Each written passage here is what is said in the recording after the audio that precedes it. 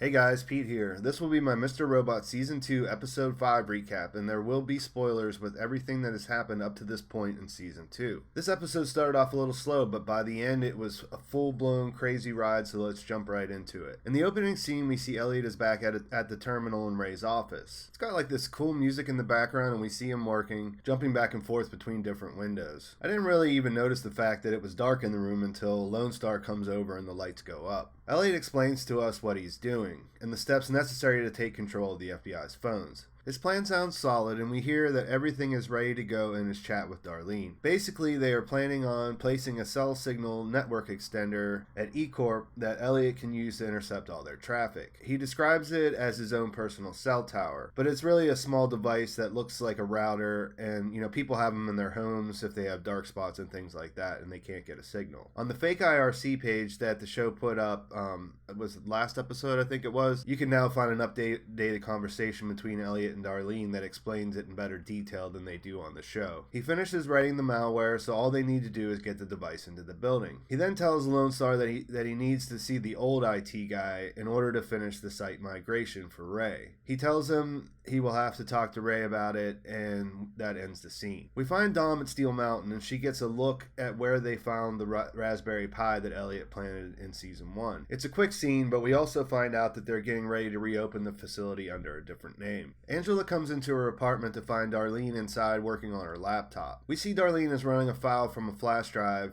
and that she finishes up right as Angela realizes she's there. Angela asks what she's doing there, and Darlene explains that she needs Angela's help. Angela isn't on board with the idea. She says she hasn't heard anything from her for 5 weeks, and now she shows up out of the blue asking for help. Darlene tells her fine and says she hopes for Angela's and Elliot's sake no one else knows about the CD that Angela infected Allsafe with. Joanna shows up at a restaurant to meet with the parking lot attendant. He's basically tripped out thinking that he's being watched and says he can't keep lying to the FBI. Joanna thanks him for telling her what's going on and promises that everything will be okay. At E Corp, Dom is talking to an FBI agent that we haven't met yet, and we find out that they are going to China. Something that stands out here is that Dom says she hates coming to E Corp because the security is so lax. The FBI agent also tells her about a dream she had with a guy wearing a surgical mask. Dom says that she really doesn't dream because it never interested her, which I think is pretty hilarious. Darlene visits Elliot at their mom's house and tells him that she reached out to Angela, which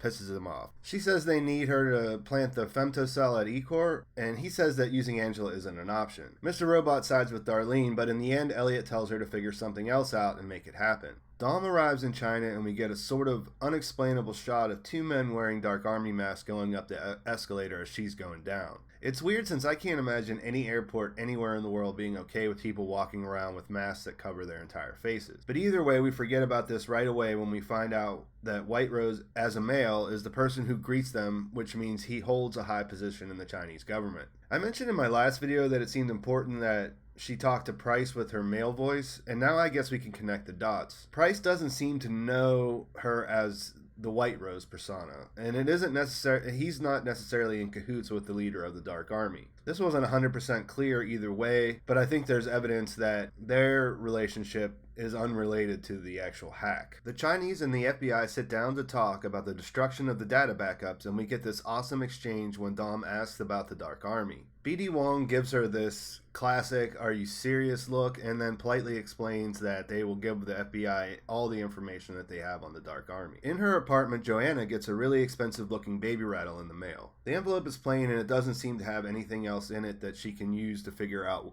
who sent it or if where Tyrell is, basically. Elliot is talking to Ray at the basketball court, explaining he can't finish his work without meeting with RT, who is the old site sysadmin. We get a hot Carla sighting, and she's burning something in her red wagon. Ray's dog Maxine isn't looking too good, but he changes the subject and tells Elliot he will send RT over to the office to help him out if he says he really needs to see him. Joanna is singing to the baby, and Mr. Sutherland comes in. He tells her he couldn't find out anything more about who sent the rattle after tracking it back to the post office. He says, it was a local post office, but it must have been, dropped off at one of the mail collection sites. She asked him if he took care of the parking lot attendant, and when he said he did, she asked him for details about his death. We get a complete report and find out Joanna wanted him to use a drug to paralyze Kareem first instead of killing him right away. She explains to Sutherland that she wanted to give him time to process why he was dying, and the process would give him answers. Her justification is that otherwise they would just be ruthless murderers. Her character moves up a couple notches on the creepiness scale as she looks completely unfazed hearing about the details of the death. In the next scene, we find Angela meeting up with her shady-ass ex-boyfriend, Ollie. Remember, he's the one who originally put the CD containing the malware in his laptop, and that's what gave Cisco the leverage to have Angela planted it all safe. They have an awkward conversation where he seems to still have a thing for Angela, and she seems like she's made a clean break and really couldn't care less. Part of the way through, she sees him move his cell phone and realizes that he's actually recording the conversation. She freaks out, and eventually he admits that he's been pulled in by the FBI and he's been interviewed 3 times. He says he didn't mention her, but he did work with the sketch artist so that they could have a drawing of Cisco now. Back in China, Dom is looking out a place at the party at Whiterose's house. After a couple glasses of champagne, she goes searching for the bathroom and ends up in a room full of clocks. Whiterose finds her there, and Dom gets some insight into her obsession with time. Whiterose is asking about her past and specifically how she became an FBI agent. And that leads to one of the best quotes of the episode. Her answer is, "I am disgusted by the selfish brutality of the world, but at the same time I am utterly fascinated by it. The FBI is the perfect place for that kind of contradiction."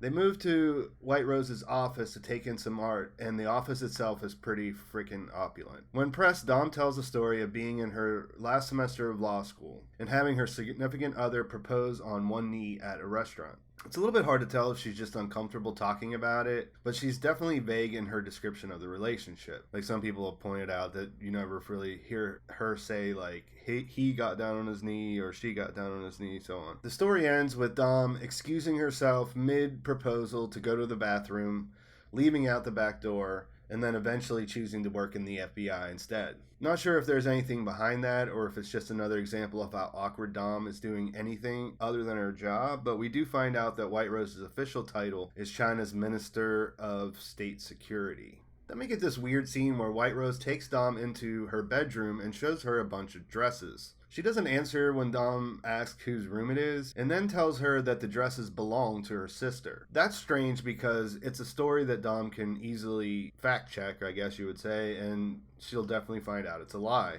Whiterose asks if she ever wondered what it would be like if the 5/9 hack didn't happen, and then talks about alternate realities. It's odd, and Dom doesn't really know how to react when, Whiterose starts to get emotional. Right on time, a chorus of clocks start to chime as midnight strikes, and that gives Whiterose the out and the chance to say goodbye to her. I've watched this scene a few times, and I still don't know what to make of it. Whiterose is trying to get a read on Dom. That part is obvious, but I don't understand why Whiterose shows her the dresses and mentions the sister that doesn't exist. I'm sure it's a bit part of a bigger plan, but I can't really see how it's going to play out at this point. Angela comes to see Elliot to take his temperature about what's going on. Her meeting with Ollie has been, made her more cooperative to try to get rid of any evidence that might implicate them, but she says she wants to hear from Elliot himself, that he'll be able to pull it off. After explaining that she's ready to do it, they catch up a bit and Elliot explains why he's been staying away. He tells her about remembering the train platform in season 1,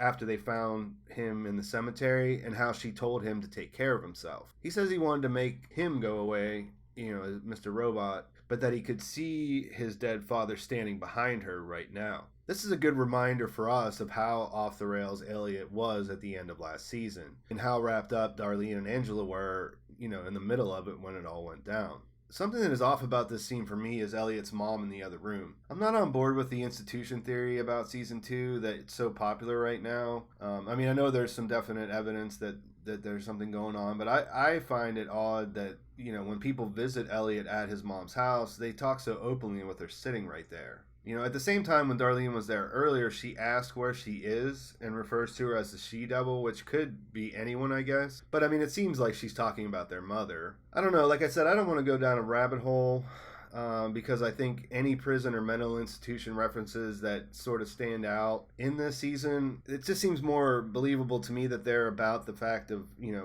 about the prison that, Elliot has inside of his own mind. But why wouldn't they at least be whispering if she's sitting right there in the other room? We find out Darlene and her F-Society cohorts are still squatting in Madam Executioner's apartment. They're getting ready to put their plan into action for the federal bailout in D.C., and Darlene tells one of the guys she can't go. so that he'll have to be the lead of the DC op. We also see that they have this giant drone, which looks pretty badass. RT drops by to help Elliot get into the encrypted database. Elliot is staring at his beat-up face, and we can see that he really does have a rat tail haircut. He opens Notepad so he can ask RT about why he quit working on the site, and he ends up giving Elliot the address so he can see it for himself. Mr. Robot chimes in as the voice of reason to tell Elliot he doesn't know when to stop, and in a way he is right. Like, doing the migration was the means to the end. He wanted to get on a terminal, but Elliot, he obviously decides to go against Ray's one and only rule, which was not go looking around where he doesn't need to. He talks briefly about if-then moments with logic bombs, and that he isn't sure if this is Ray's if-then moment or his own. He looks at the site and sees that beyond the normal darknet market, drugs for sale, there's human trafficking going on, weapons for sale, and hitmen for hire. This obviously gives Elliot a moral dilemma, so he goes home and argues with Mr. Robot about it. Mr. Robot wants him to ignore it and move on because this means Ray is, if he's into this stuff, then he's not someone you want to tangle with. You could compare him to the child porn guy in the beginning of the first season. That guy's not going to do anything. Ray obviously is a different kind of beast. Elliot can't get the images that he saw from the website out of his head, though, and he decides that he needs to take down Ray and his black market of evil. It's an interesting conversation that he has with this robot and sort of with himself about the fact that, Ray was actually protecting, and, it just, I think in the end, it just shows that all that character build up for Ray was just to, showcase what a manipulator he was. We'll have to see, though. I'm not sure. Joanna is sitting watching the music box like it's a TV when the mysterious phone that came with it starts to ring. She answers, and even though no one speaks, we hear a siren on the line that we realize is right outside of her house as well. Like, she hears it in the phone first and then realizes it's right outside at the same time. She runs out to see if she can catch a glimpse of Tyrell or whoever's on the phone, but all we see is an ambulance driving away before the scene cuts to another one. Is Tyrell there and just wanted to get a look at his wife? Surely there's no way that he can just pop in and see her inside the house, right? They're watching it, but we'll just have to wait and see on this one too.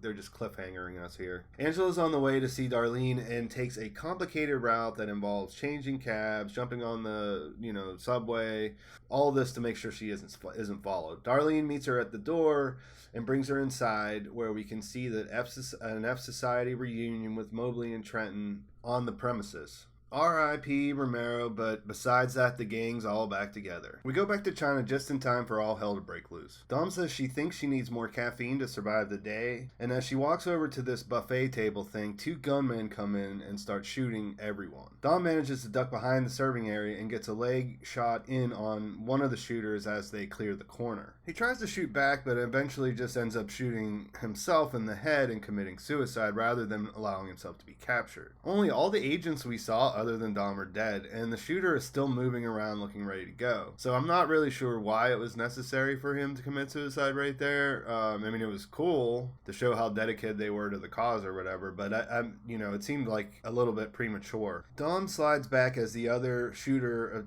starts to approach, and we hear the ringing in her ears, and then the scene just ends and it turns out to be a complete cliffhanger. We cut straight to Elliot in bed, who wakes up to find out that he has visitors. Two giant guys rip him out of his bed and drag him outside. He's greeted by Lone Star, who throws RT's rat tail on the ground, and we notice that it's not just the hair, but there's still a good amount of skin connected to it. Then Ray gets out of the car and tells him that he told him not to look. From there, his thugs start beating Elliot down, and the episode comes to a close. Elliot did take a shot at reasoning with Ray, but he didn't hear it at all. He just, his plan was already in motion. So like I said, it started off slow, but we went straight into some high-intensity cliffhanger mode at the end. This was not my favorite episode of the season so far, but there's definitely a lot of things in motion now. So it set up some of these stories that have to come to an end at some point. We see in the preview for episode 6 that Elliot looks like he's in the hospital, but then someone rolls in and grabs him there too, so I don't know. It doesn't really appear that he's free, or at least least if he is right now, he's not going to stay free. I'm not sure if this is because he was screaming when they took him out of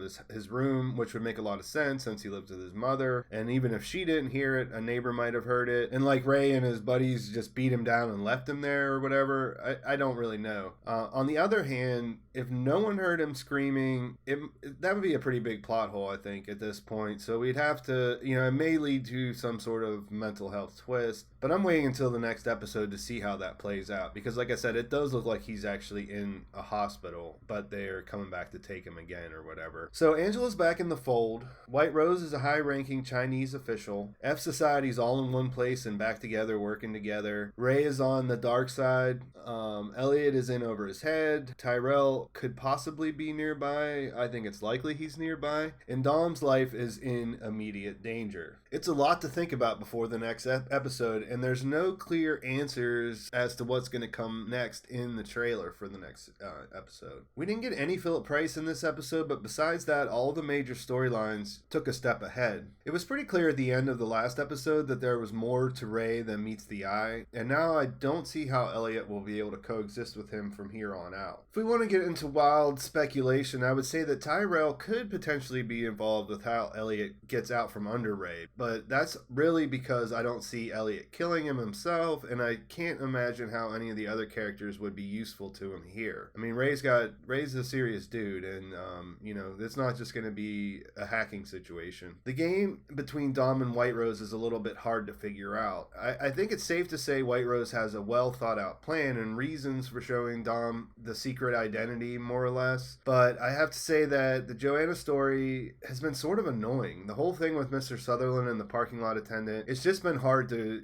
see what the significance of all that stuff is. Like, I get the idea that she has a good reason for him to be quiet about Elliot being there, but not sure why the FBI would be putting so much heat on the attendant in the first place, and why it's so crucial to her personally. And like I said in the last video, like, who is Mr. Sutherland anyways? Like, where is his allegiance, and why is he just willing to go out and kill people for her? The story just seems drawn out, and hopefully Tyrell will make contact, or we'll get something else that'll change the pace there really soon. I'm still not buying into the idea that there will be another major Elliot delusion plot twist this season like the one we got in the first season with Mr. Robot, like many of the popular theories have been speculating, but there are a couple things here that are noticeably not sitting right. So all of this has me really excited for the next episode, and I am also really excited to know what you guys think too, so let me know in the comment. It was Tyrell on the phone, and he was basically right outside Joanna's apartment, right? What was the point of the gunman coming in to shoot up the FBI in China? Can Elliot get out from under the situation with Ray on his own? And how far is he going to have to go to make sure he can get away? Will Price figure out what Angela is up to with F Society? And what are those guys doing with the drone in DC? Also, where the hell is Madam Executioner? I mean, they brought her out like a new character in the very first episode, and we have not seen her anywhere, and it's starting to get a little bit odd that Angela or Darlene can just squat in the